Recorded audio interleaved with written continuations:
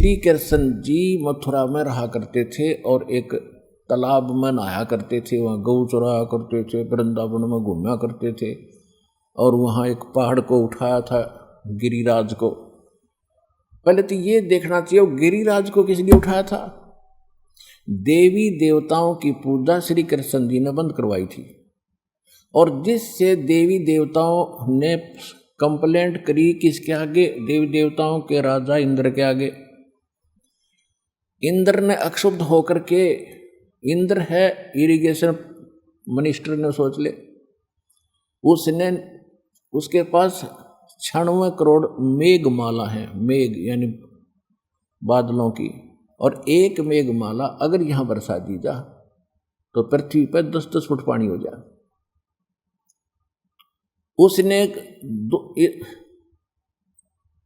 इस क्रोध में कि मेरी पूजा बंद करवा दी।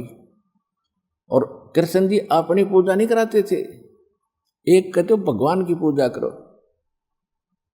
जिस कारण से उस ब्रज को डुबोने के लिए मूसलधार वर्षा शुरू कर दी। श्री कृष्ण जी ने वो पहाड़ उठा लिया। पहाड़ देखो, दास बार बार कह रहा है कि ये ब्रह्मा विष्णु महेश और कृष्ण ये भी उसी के बालक है। और परमात्मा कहते हैं जो जन मेरी शरण है ताका हूं मैं दास, गेल गेल लग गया जब धरती आकाश।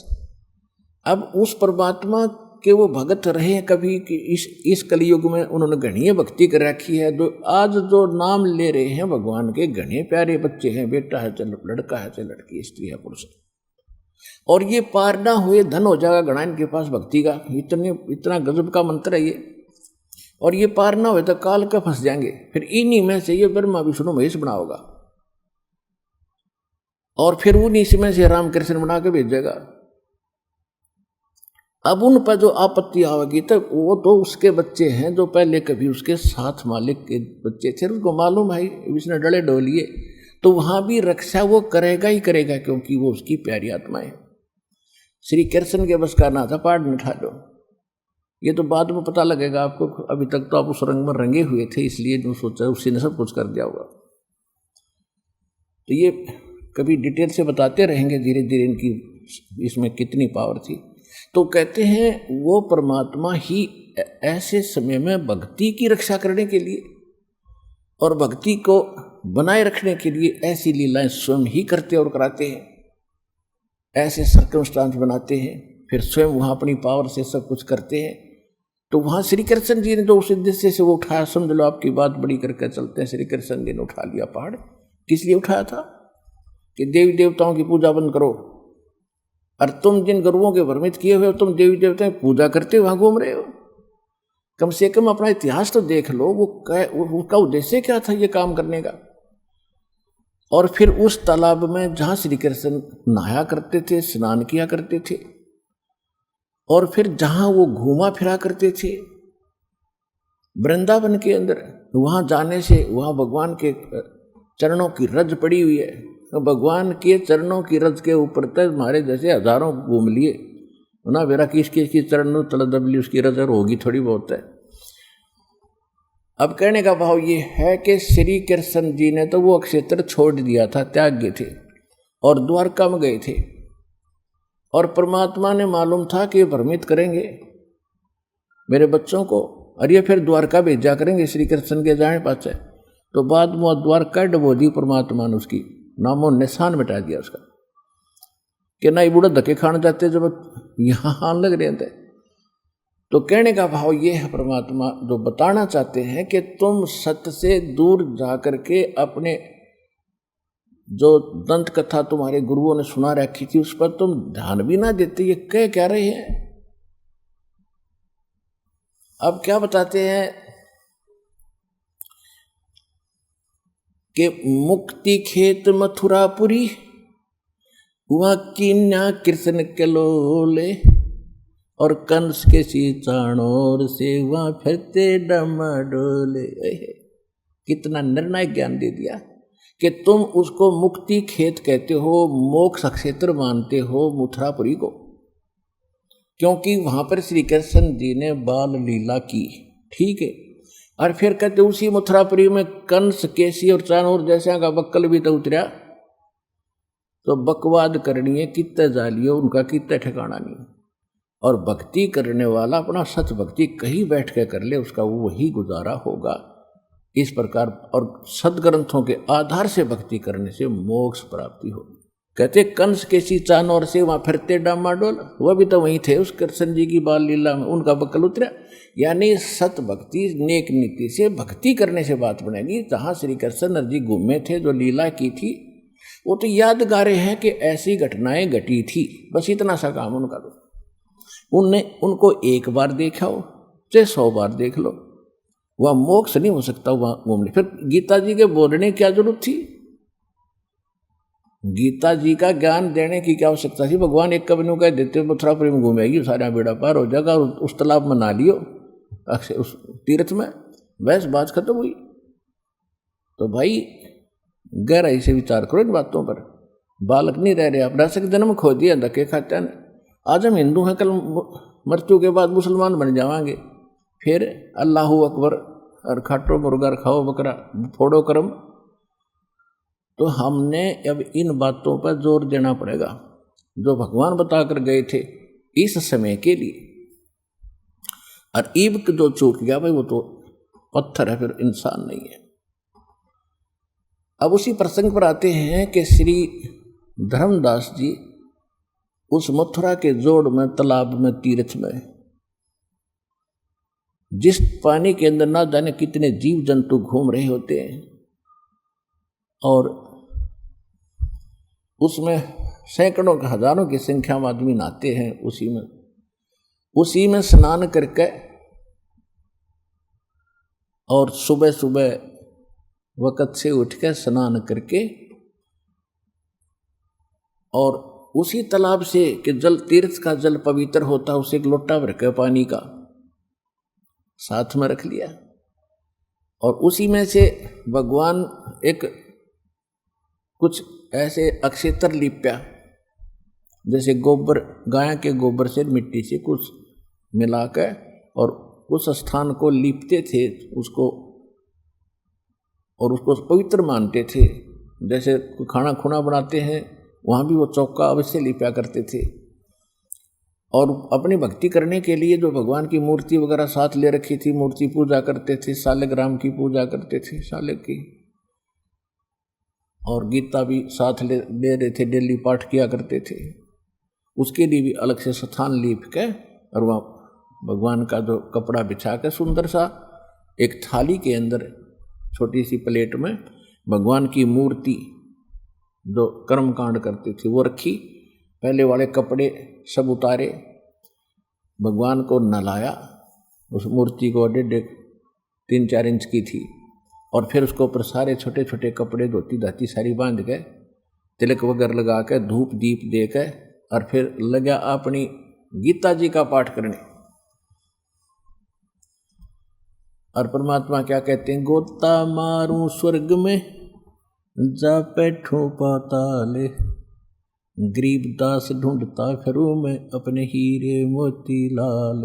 उसी आधार से परमात्मा, उसी आधार से अपनी उस प्यारी आत्मा को काल के जाल से निकालने के लिए, ओए होए, 100 सल सीधर मैं करूं अपने जन के काज।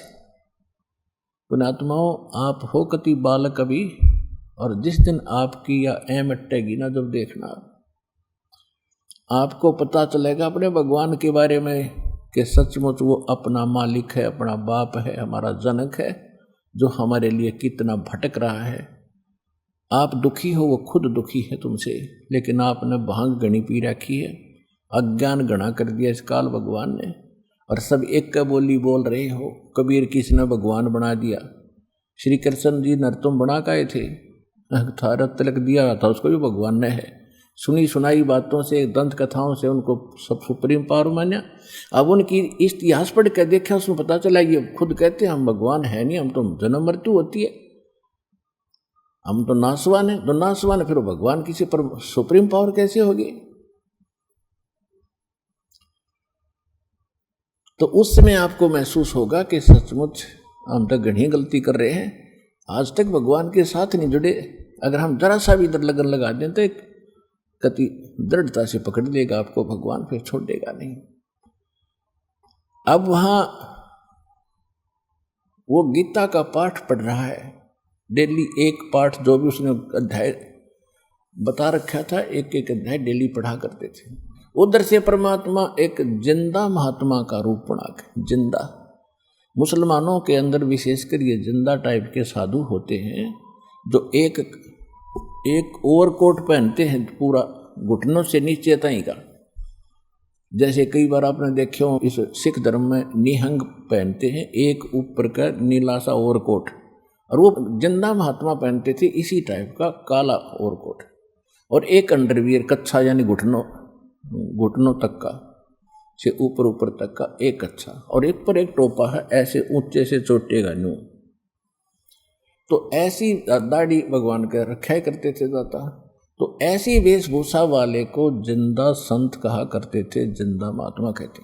और इस कलयुग में दास ने जिन महापुरुषों की जीवनी पढ़ी है, उन सबको परमात्मा जिंदा महात्मा के रूप में मिले हैं। धर्मदास जी को जिंदा महात्मा के रूप में मिले, आदरणीय धर्मदास साहिब जी को, आदरणीय मलुकदास साहिब जी को, आदरणीय नानक साहिब जी को बेई नदी पर जिंदा महात्मा के रूप में मिले, आदरणीय गरीबदास साहिब जी को गांव छुड़ानी जिला झज्जर वाले को भी जिंदा महात्मा के रूप में छुड़ानी के खेतों में मिले, आदरणीय दादू साहिब जी को जिंदा महात्मा के रूप में मिले, आदरणीय घीसादास साहिब जी को भी जिंदा महात्मा के रूप में मिले।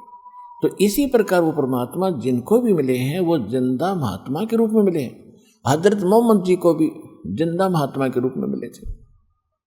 तो जो भी उनकी प्यारी आत्माएं हैं जो काल के में फंसी हुई है, उनसे निकालने के लिए दाता इस कलयुग में इस वेशभूषा में मिले हैं। तो धर्मदास जी के पास वो जिंदा महात्मा के रूप में थोड़ी सी दूरी पर, जैसे 10-20 फुट की दूरी पर बैठ गए परमात्मा, 50 फुट की दूरी पर। क्योंकि हिंदू धर्म के जो साधु संत विशेषकर उस समय होते थे, वो छुआछात गणी करते थे और मुसलमानों से तो ज़्यादा ही करते थे। इसलिए परमात्मा ने सोचा, मालिक थे उन मालूम था, क्योंकि हमारे पास पहुंचने के लिए परमात्मा ने कैसी लीला करनी पड़ी। दूर बैठूं ताकि ये कुछ बिदके नहीं मेरे तय, कदे मैं मुझे खुरका धमका देर सुने नहीं मेरी, मैं निकट चला गया था। तो दूर बैठ के दाता, और ऐसे उसकी तरफ ध्यान नहीं दे करके न्यू बैठ के एक तरफ मुँह करके, जब उसने वो पाठ पूजा शुरू करी, आवाज़ बोलने लगा ऊंची ऊंची स्वर में, तो धीरे धीरे 10-1 फुट पर आकर मालिक बैठ गए, 10-15 फुट पे उसके निकट धर्मदास के। धर्मदास जी ने सोचा कि तेरी वाणी को सुनकर, गीता जी के गूढ़ ज्ञान को सुनकर ये मुसलमान भक्त आकर्षित हुआ है और ये भ्रमित है, क्योंकि मुसलमानों के पास भक्ति नहीं है। ऐसा जैसा भी हम हिंदू कहते थे मुसलमानों के पास भक्ति नहीं, मुसलमान कहते थे हिंदुओं के पास भक्ति नहीं, क्योंकि ये देवी देवताओं की पूजा करते। ऐसे अब भूल सी पड़े रही थी। तो धर्मदास जी ने सोचा इस भगत ने सुना दूं बढ़िया बढ़िया बात सारी। अब वो पहले तो मूल पाठ पढ़ रहा था संस्कृत, फिर हिंदी भी बोलने लग गया साथ में। और क्या बता रहा है, मोटी मोटी सी कई, उस दिन जैसे पहले आधा घंटा पाठ करता था, उस दिन 1.5 घंटा कराया, सारी ये समझा दो, सुनने लग रहा है ध्यान से, और परमात्मा यूं करें बैठे बैठे। अब बहुत अच्छी तरह समझ में पूरी, यानी इंटरेस्ट ले रहे हैं जैसे। उस दिन उसने और जानबूझकर मोटे मोटे मेन से घने श्लोक सुना दिए।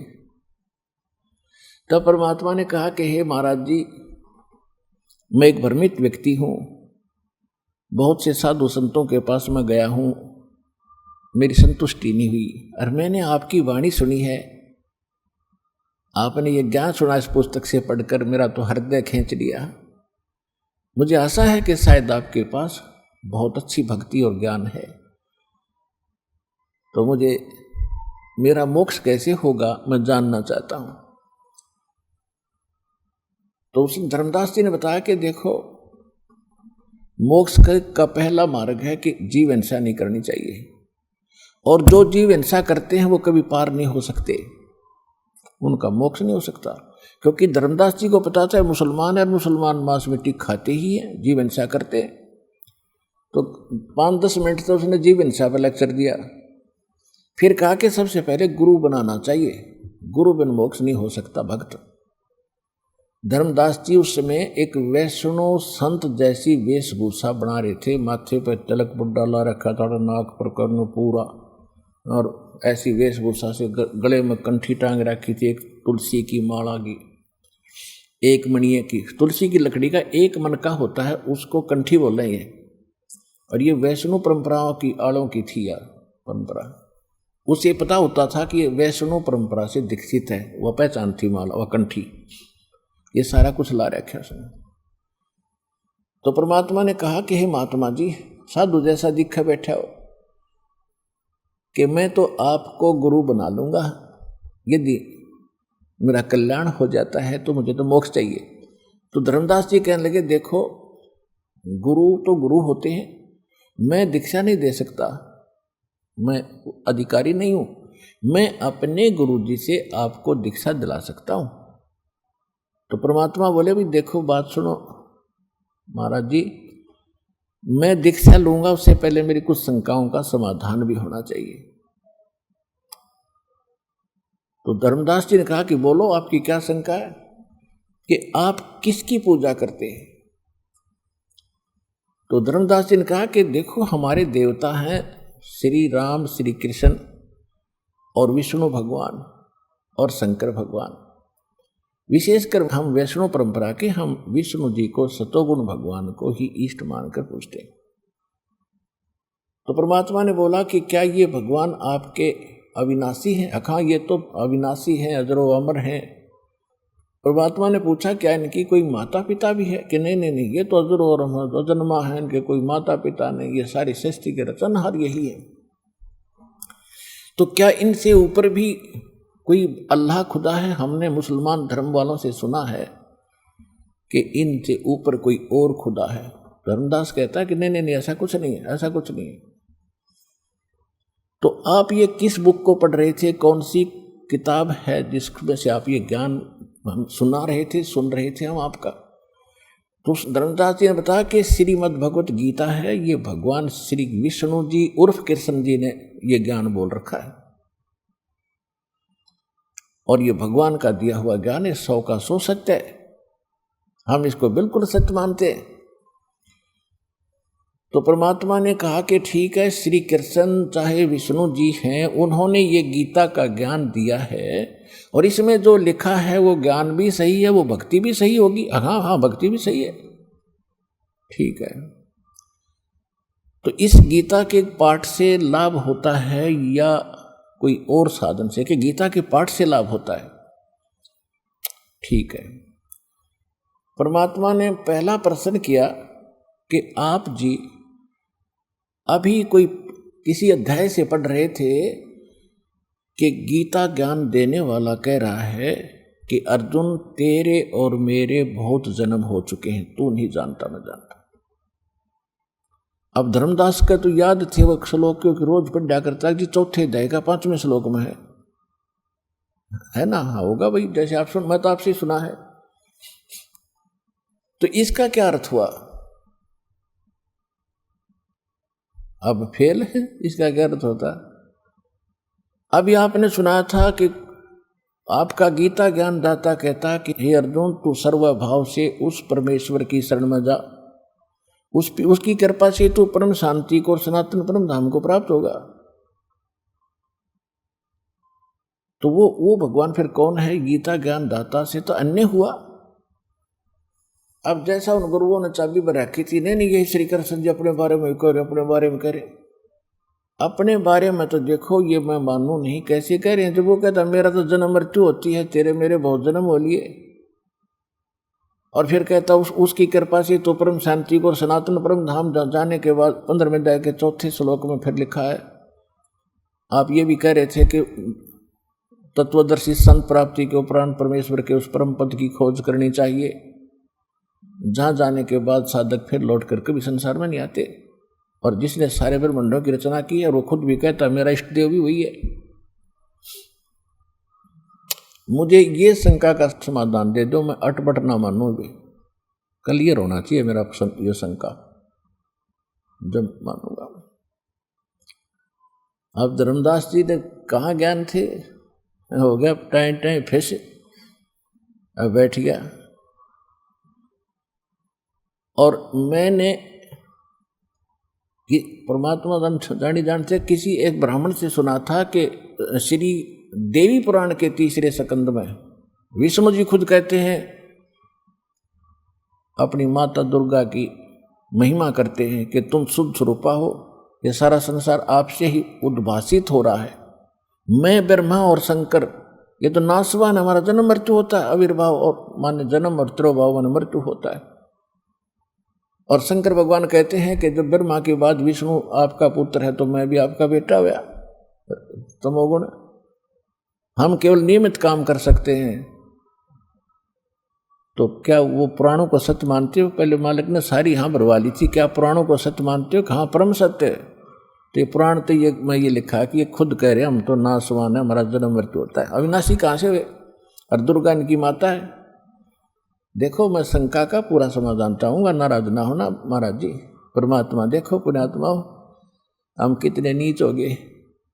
भगवान हमारे तक पहुँचने के लिए, क्योंकि वो हमारा बाप है, वो ना इज्जत देखता है, ना बेइज्जती देखता है, ना दुख देखता, अपने बच्चों तक पहुँचने की हर कोशिश कर रहा है। पर काल ने ऐसे जुल्म कर रखे, हमारे बीच में एक दीवार पैदा कर दी सैकड़ों, कहीं जाति और कहीं धर्म की, कहीं गुरु और अज्ञान की। अब परमात्मा ने दास को ऐसा ज्ञान दिया है जो भगवान कहा करते थे, और ज्ञान सब ज्ञानड़ी और कबीर ज्ञान सो ज्ञान। और जैसे घोड़ा तोब का करता चला मैदान, वो तोब का घोड़ा दे रखा है मेरे, तो सारी द्वार टूटेंगी जहां जहां भी योग्य रहेगा।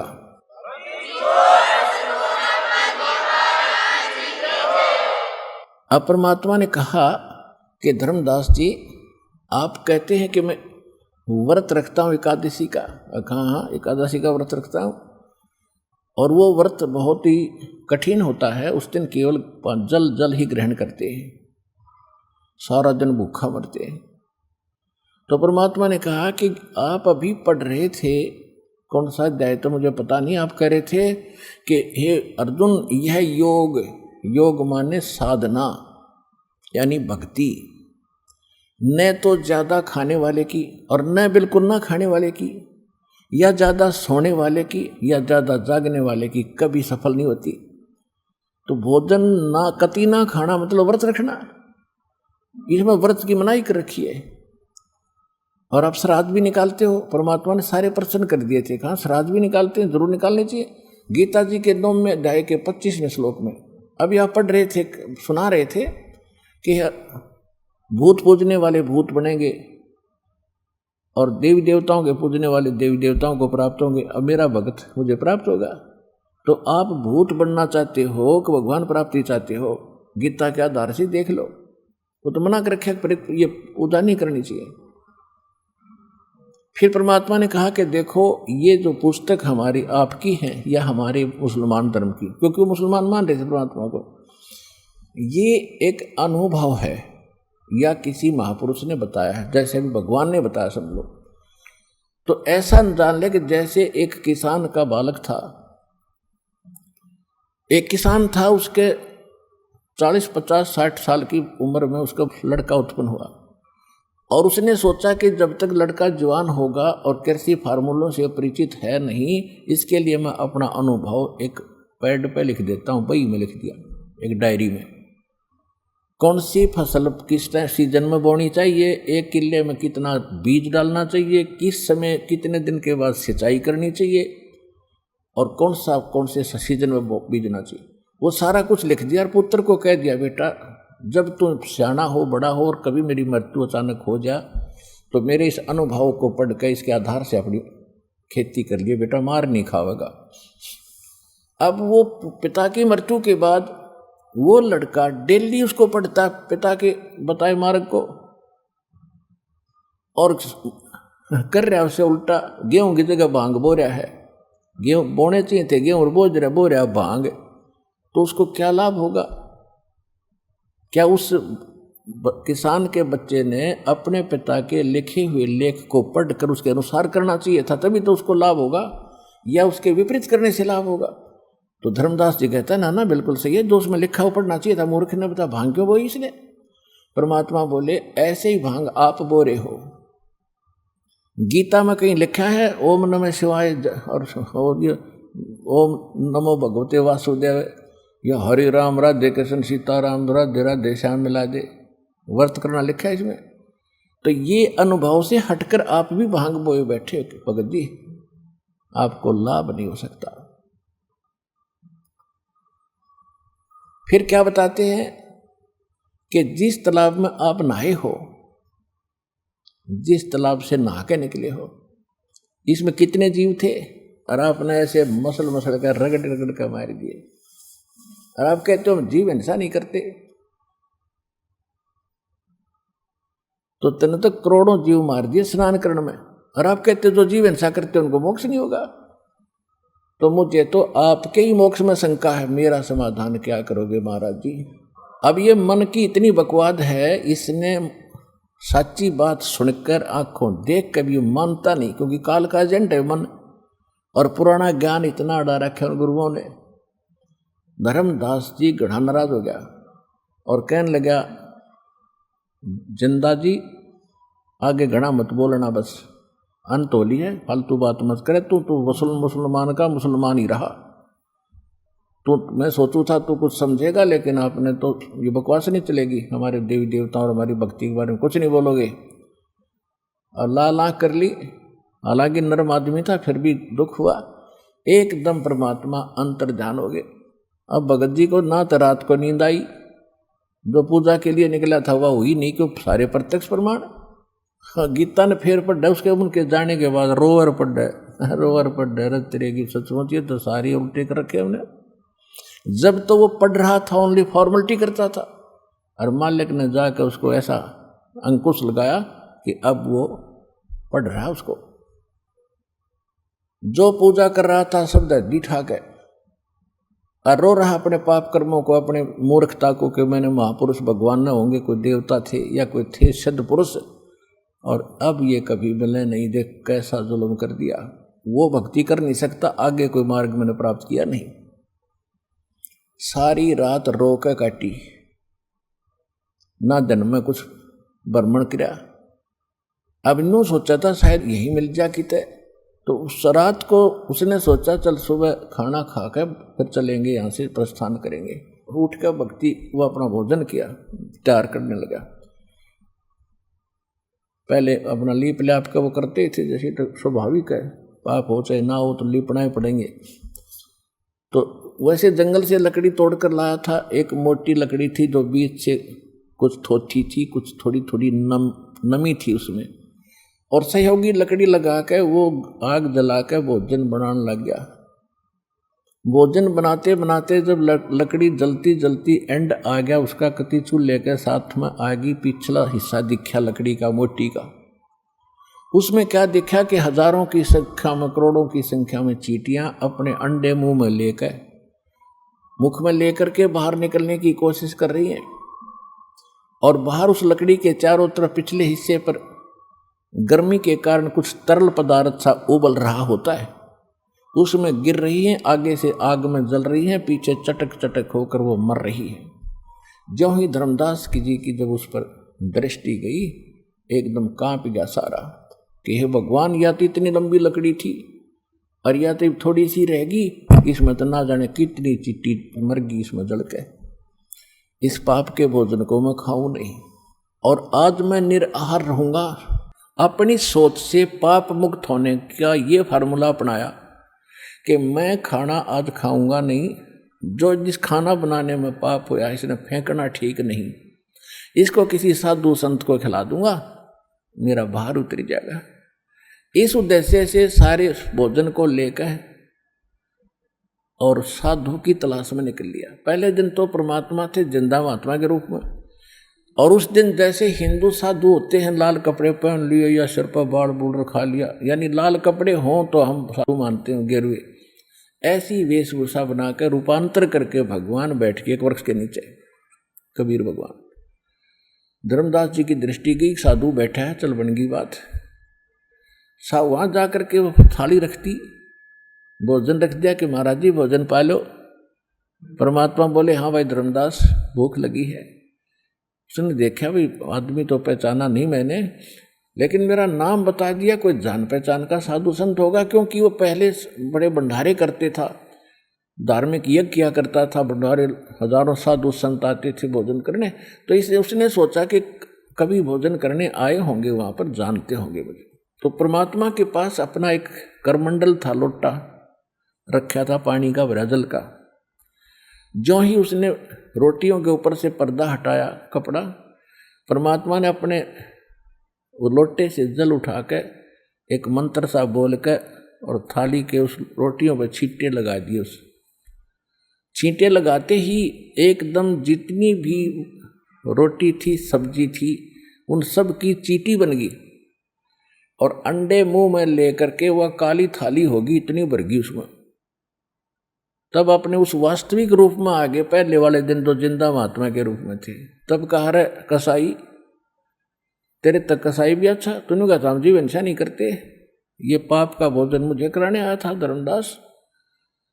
जब देखा रे तेरा गजब है, तो वही महापुरुष है, चरणों में पड़ गया, रोए रोए सारी रात रो के काटी, करवट ले ले के भगवान बनेगी क्या, भक्ति मिली नहीं, मेरा तो जीवन नाश हो गया।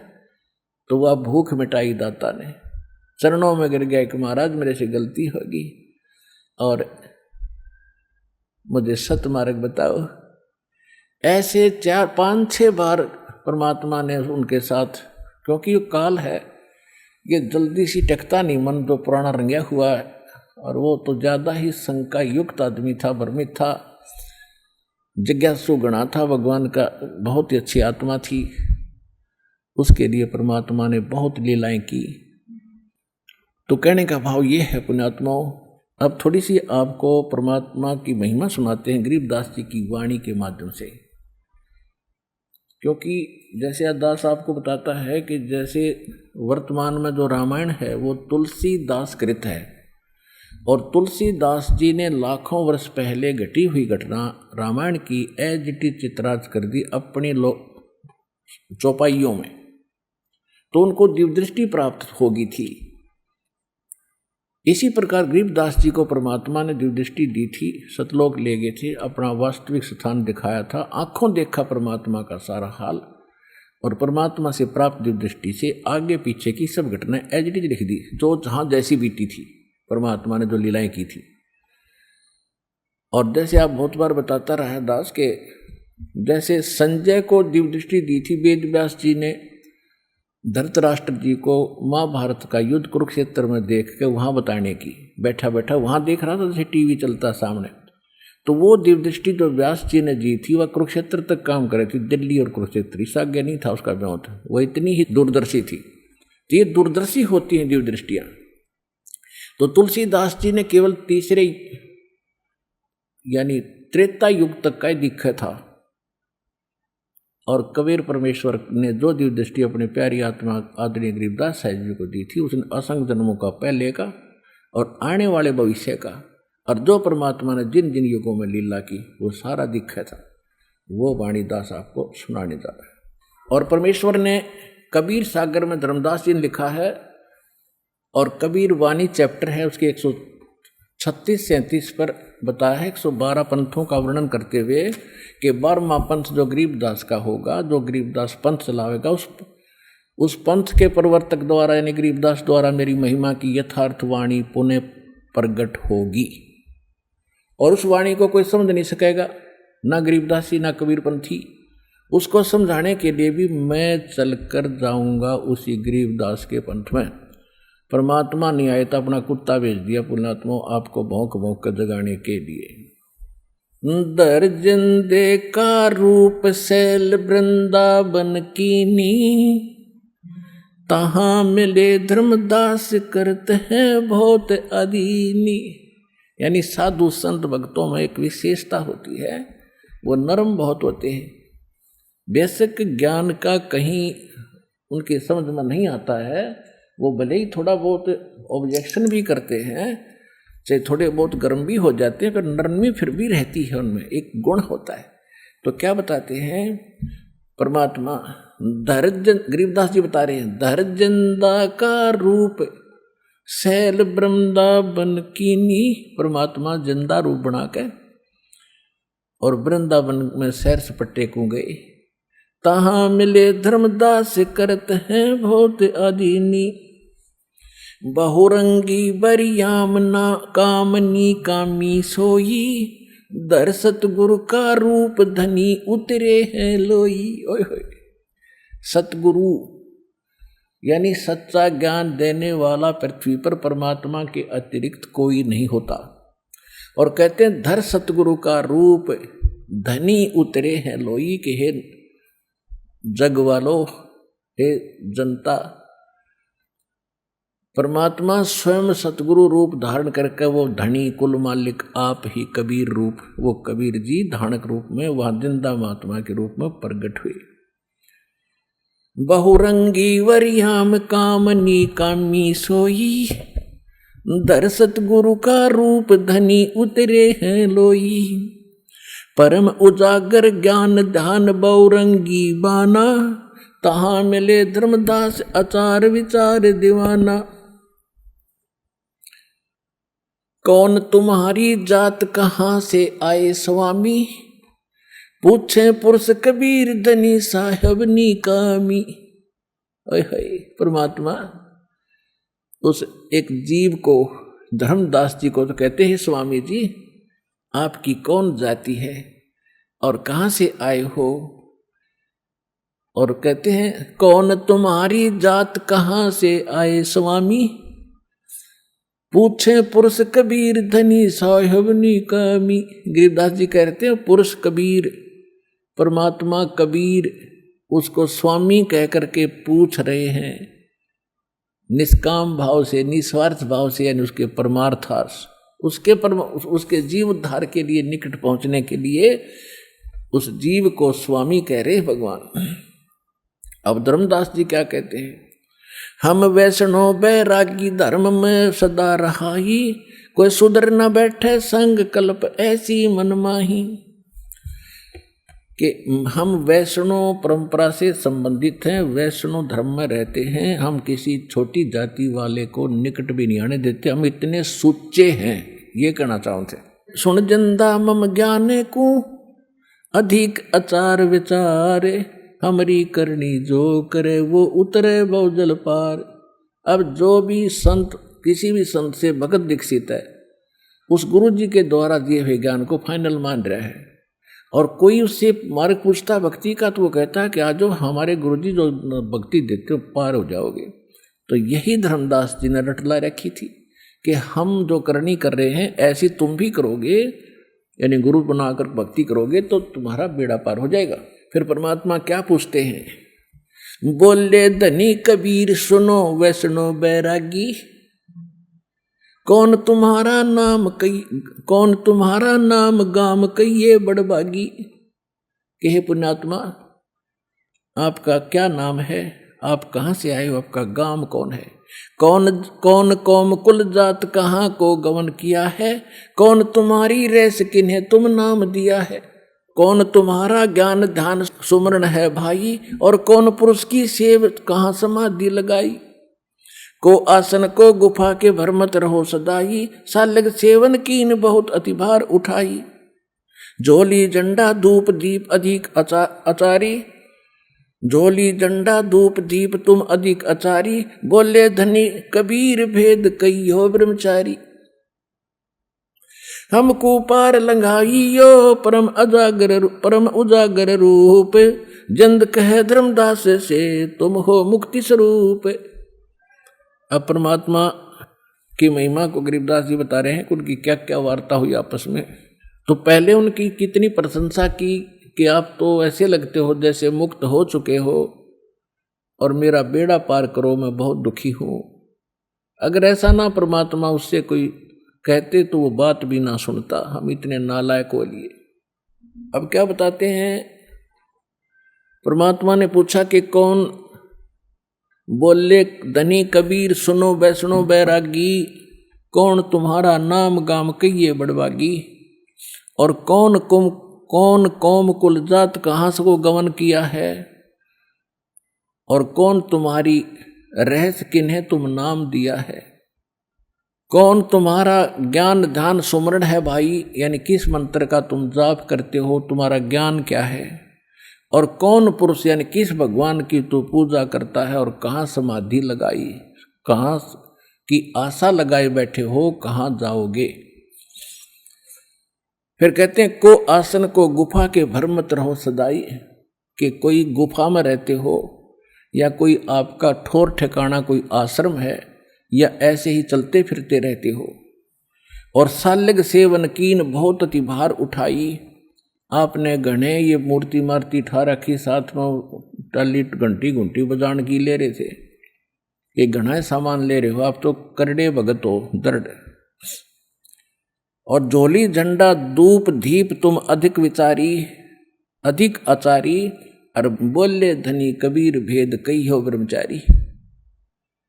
और हमको पार लंघाइयो, परमात्मा करे मेरा बेड़ा पार करो, परम उजागर रूप, और जिंद कहे धर्मदास से तुम हो मुक्ति स्वरूप। भगवान कह रहे हैं आपका तो ऐसा लगता है जैसे मोक्ष होया पड़ा है, और मेरे पे भी दया करो, कोई ज्ञान ध्यान बताओ। अब ये बात की तभी वो आगे बात बढ़ी, ना तो सुने भी नहीं, उधर से मुसलमान रूप, और फिर अपनी अपनी भक्ति पर काल न सभी दृढ़ करे रखे। अब क्या बताते हैं धर्मदास जी, बांधो गढ़ है गाम नाम धर्मदास कही जे, वैसे कुल कुली जात सुधर की नि बात सुनी जे। सरगुण ज्ञान स्वरूप ध्यान सालग की सेवा, मन लागिर छड़कंत संत सब पूजे देवा। 68 तीर्थ नान ध्यान कर कर हम आए, और पूजे सालग राम तिलक गलमाल चढ़ाए। धूप दीप अधिकार आरती करें हमेशा, राम कृष्ण का जाप जप हम रटे शंकर शेषा। नेम धर्म से देह स्नेह दुनिया से नाही, आरूढ़ बैराग और की मानू नाही। फाइनल कर दिया धर्मदास ने कि मैंने जो ज्ञान ग्रहण हो चुका है, मैं कति दृढ़ हूं, आरूढ़ हूं इसके ऊपर, मेरे साथ मैं किसी की मानू नहीं कि मेरी भक्ति में कोई मीन मेघ कोई दोष निकालेगा। तो नेम धर्म से नेह स्नेह दुनिया से नाही, और आरूढ़ बैराग और की मानू नाही। सुन जंदे मम धर्म को वैष्णो रूप हमारे, धर्मदास जी कह रहे एक जंदा सुन ले। 68 तीर्थ हम किए हम न चीन्या सिरजनहार। परमात्मा ने कहा कि ये बताओ ये तीर्थ कैसे बनते हैं, तीर्थ वस्तु क्या है धर्मदास। तीर्थ वो स्थान है जहां किसी महापुरुष ने कोई साधना भक्ति करी है। और जैसे जो भी तीर्थ जैसे बना है, कोई शुक्ल तीर्थ है, कोई फलाना तीर्थ है, कोई ब्रह्म तीर्थ है, इनके बड़े इतिहास हैं।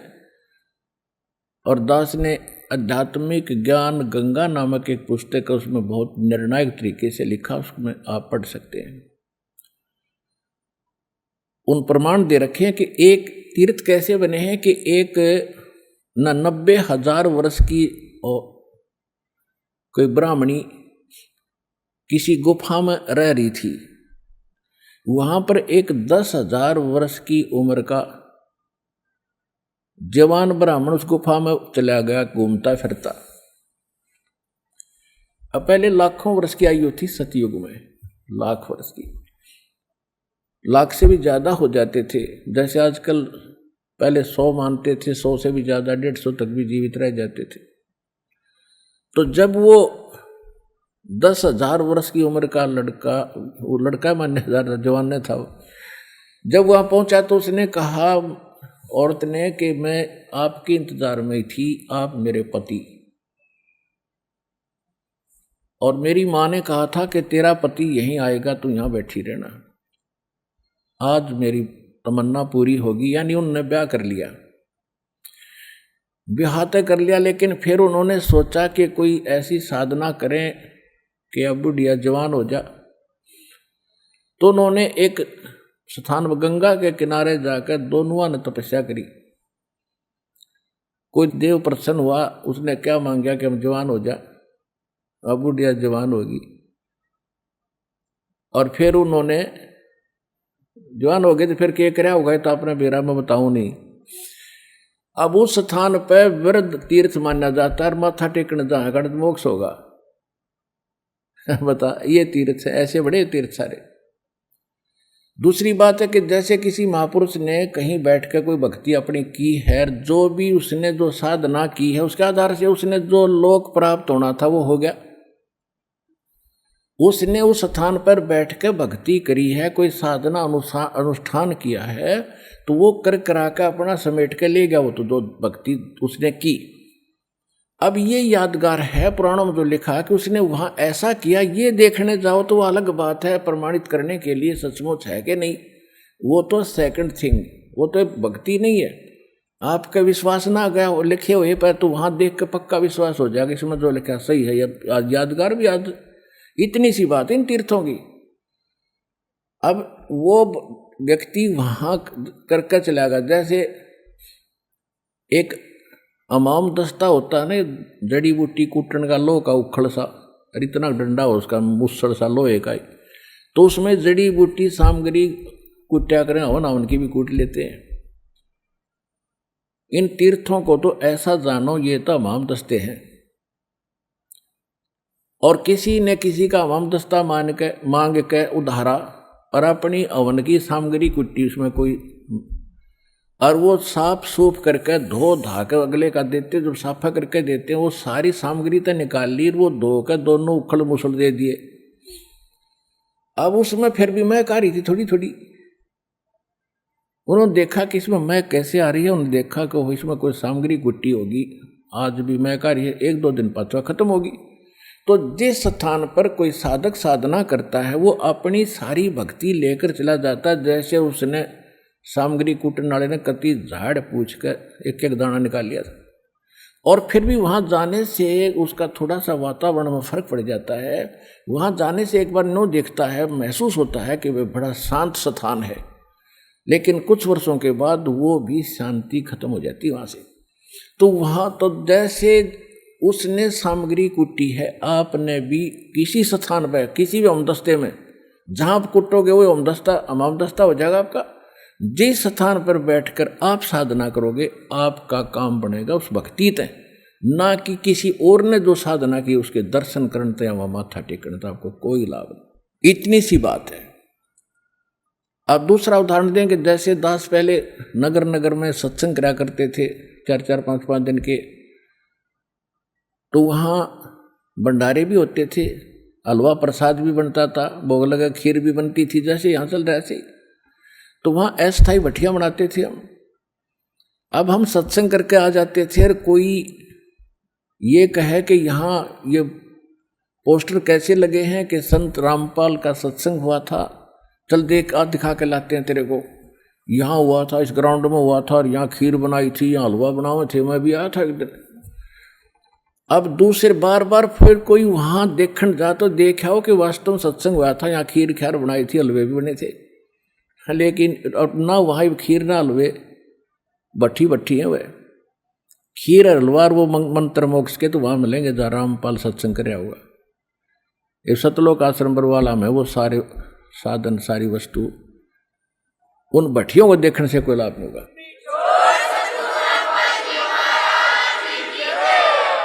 तो जितने भी ये तीर्थ हैं ये ऐसी भट्टी हैं, जिसने जो काम करना था वो करके चला गया। अब वहाँ जाने का कोई यूज नहीं है। बालक नहीं हो, बुद्धिमान हो, इंटरनेट तक बना लिए, ऐसे बढ़िया बढ़िया सेट सिस्टम बना लिए, कंप्यूटर बच्चे चला लेते हैं, घुमा देते हैं 1 मिनट में।